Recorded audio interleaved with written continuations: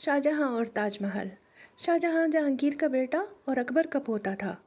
کسی معمار یا عمارتی ٹھیکیدار کا نور نظر نہ تھا، نہ کسی PWD والے کا مورث اعلیٰ تھا، جیسا کہ لوگ اسے اتنی ساری عمارتیں بنانے کی وجہ سے سمجھ لیتے ہیں۔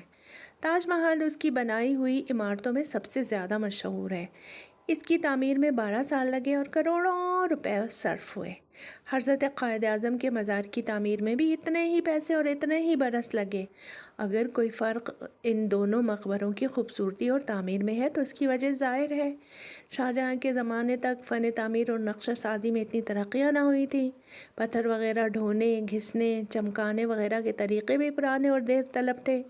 مشینی گاڑیاں اور بجلی کی سری اور رفتار مشینیں بھی ایجاد نہ ہوئی تھیں۔ ایک بات یہ بھی ہے کہ قائد اعظم کروڑوں آدمیوں کے محبوب تھے، جبکہ ممتاز محل صرف ایک شخص کی محبوبہ تھی۔ بھئی ہما اس زمانے کے اعتبار سے ہم تاج محل کو بہت اچھی عمارت کہہ سکتے ہیں۔ شاہجہاں بہت دور کی نظر رکھتا تھا۔ تاج محل نہ ہوتا تو آج بھارت کی ٹورسٹ ٹریڈ کو اتنی ترقی نہ ہوتی، اتنا زر مبادلہ نہ حاصل ہوتا۔ اس کے دیگر نتائج بھی دور رس ہیں۔ تاج محل نہ ہوتا تو تاج محل بیٹری بھی نہ ہوتی، تاج محل چپل بھی نہ ہوتی، تاج محل مکھن نہ ہوتا جو صحت بخش اجزاء کا مرکب ہے اور جس کی تیاری کے دوران میں ہاتھوں سے نہیں چھوا جاتا۔ حتیٰ کہ کپڑے دھونے کی خاطر تاج محل صابن بھی نہ ہوتا۔ یہ بھی سوچنا چاہیے کہ تاج محل نہ ہوتا تو لوگ کیلنڈروں پہ تصویریں کس چیز کی چھاپتے۔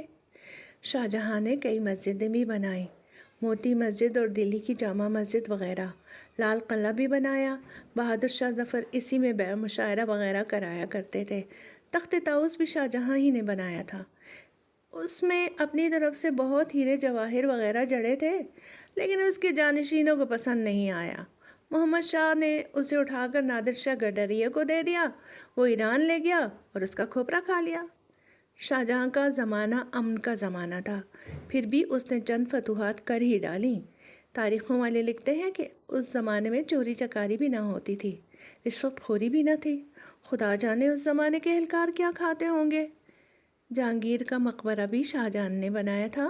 یہ قیاس کرنا غلط ہے کہ شیر افگن نے بنوایا ہوگا۔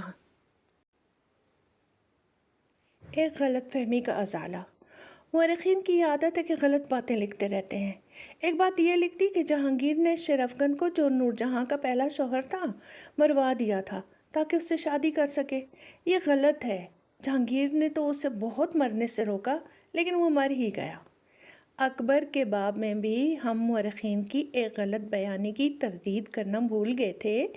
اکبر نامہ میں لکھا ہے کہ اکبر نے چتوڑ فتح کیا تو 30,000 آدمی تیغ کے گھات اتار دیے۔ یہ صحیح نہیں۔ اکبر ہرگز ایسا سفاک نہ تھا۔ ملا عبدالقادر بدایونی نے مقتولین کی تعداد 8,000 اور فرشتہ نے 10,000 لکھی ہے۔ اسی کو صحیح جاننا چاہیے۔ سوالات: کیا کوئی بھی لڑکی کبوتر اڑا دیتی تو جہانگیر اس سے شادی کر لیتا؟ 2. جہانگیر اکبر کے بعد کیوں تخت پر بیٹھا؟ بلکہ تخت پر بیٹھا ہی کیوں؟